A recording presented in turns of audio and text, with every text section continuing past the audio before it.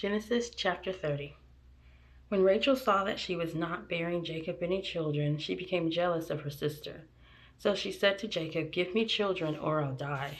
Jacob became angry with her and said, "Am I in the place of God, who has kept you from having children?" Then she said, "Here is Bilhah, my servant. Sleep with her so that she can bear children for me, and I too can build a family through her."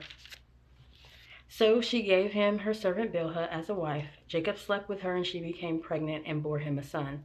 Then Rachel said, "God has vindicated me. He has listened to my plea and given me a son." Because of this, she named him Dan. Rachel's servant Bilhah conceived again and bore Jacob a second son.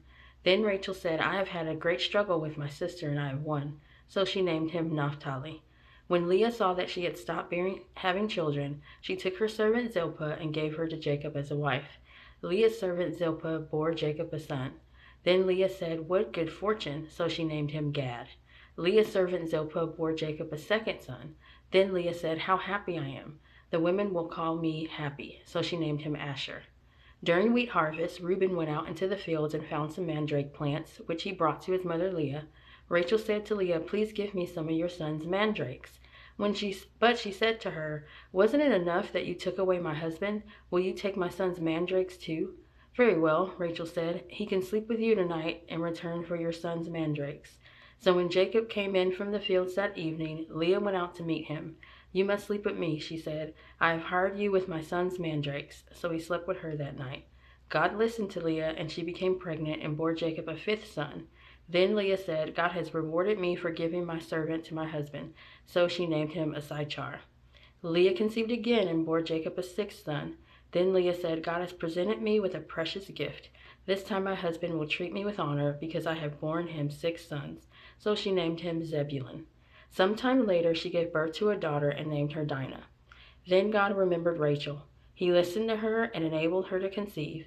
She became pregnant and gave birth to a son and said, "God has taken away my disgrace." She named him Joseph and said, "May the Lord add to me another son." After Rachel gave birth to Joseph, Jacob said to Laban, "Send me on my way so I can go back to my own homeland. Give me my wives and children for whom I have served you, and I will be on my way. You know how much work I've done for you."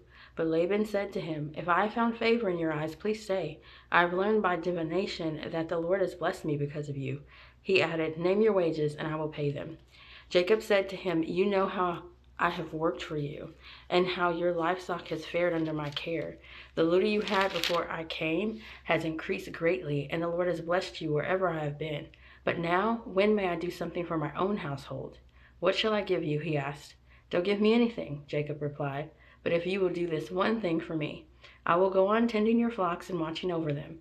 Let me go through all your flocks today and remove from them every speckled or spotted sheep, every dark-colored lamb, and every spotted or speckled goat. They will be my wages. And my honesty will testify for me in the future whenever you check on the wages you have paid for me. Any goat in my possession that is not speckled or spotted, or any lamb that is not dark-colored, will be considered stolen." "Agreed," Laban said. "Let it be as you have said." That same day he removed all the male goats that were streaked or spotted, and all the speckled or spotted female goats, and all that had white on them, and all the dark-colored lambs, and he placed them in the care of his sons. Then he put a 3-day journey between himself and Jacob, while Jacob continued to tend the rest of Laban's flocks. Jacob, however, took fresh-cut branches from poplar, almond, and plane trees, and made white stripes on them by peeling the bark and exposing the white inner wood of the branches. Then he placed the peeled branches in all the watering troughs, so that they would be directly in front of the flocks when they came to drink. When the flocks were in heat and came to drink, they mated in front of the branches, and they bore young that were streaked or speckled or spotted. Jacob set apart the young of the flock by themselves, but made the rest face the streaked and dark-colored animals that belonged to Laban. Thus he made separate flocks for himself, and did not put them with Laban's animals. Whenever the stronger females were in heat, Jacob would place the branches in the troughs in front of the animals, so they would mate near the branches. But if the animals were weak, he would not place them there, so the weak animals went to Laban and the strong ones to Jacob. In this way the man grew exceedingly prosperous and came to his own large flocks, and female and male servants, and camels and donkeys.